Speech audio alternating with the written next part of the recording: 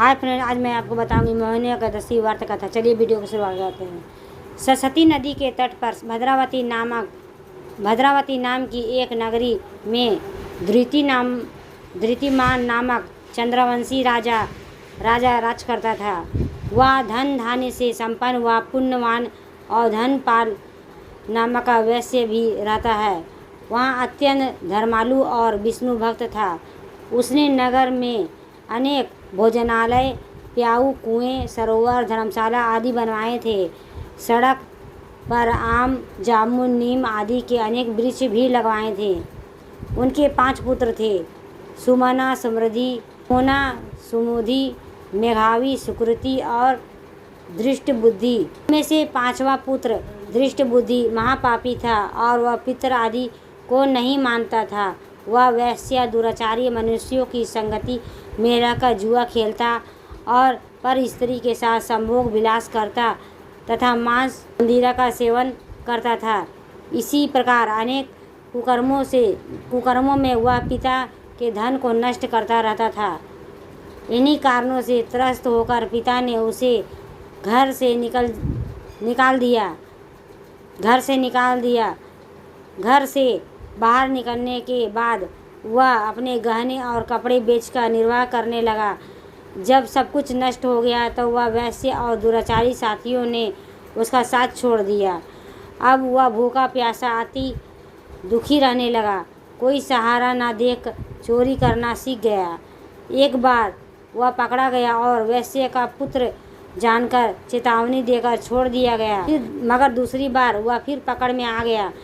राजा के आज्ञा से इस बार उसे कारागार में डाल दिया गया। कारागार में उसने अत्यंत दुख दिए गए। बाद में राजा ने उस नगरी से निकल जाने को कहा। वह नगरी में निकल वन में चला गया। वहाँ वन्य पशु पक्षियों को मारकर खाने लगा।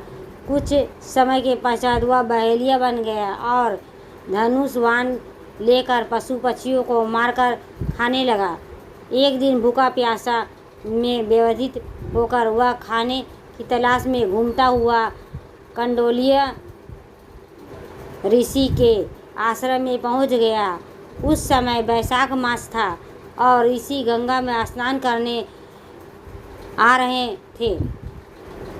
उनके भीगे वस्त्रों के छींटे उस पर पड़ने से उसे कुछ समृद्धि प्राप्त हुई।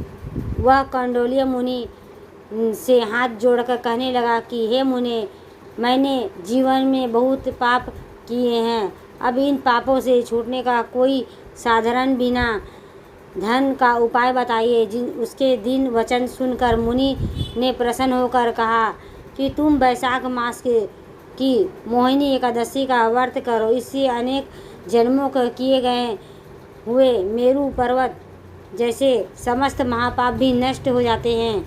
मुनि के वचन सुनकर वह अत्यंत प्रसन्न हुआ और उनके द्वारा बताई गई विधि के अनुसार व्रत किया। और हे राम, आप इस व्रत के प्रभाव से उसके पाप सब नष्ट हो गए और अंत में उसे गरुड़ पर बैठकर विष्णुलोक को गया। इस व्रत के मोह आदि सब नष्ट हो जाते हैं। इस व्रत से मोह आदि सब नष्ट हो जाते हैं। संसार में इस व्रत से श्रेष्ठ कोई व्रत नहीं है। इसके महात्म्य को पढ़ने अथवा सुनने और सुनाने वालों को 1000 गौदान का फल प्राप्त होता है। दोस्तों, ये वीडियो आपकी कैसी लगी? लाइक करें, सब्सक्राइब करें, बेल वाला आइकन को ऑल में प्रेस करें ताकि इसी तरह के लेटेस्ट वीडियो रोजाना मिल सके। Bye bye friends.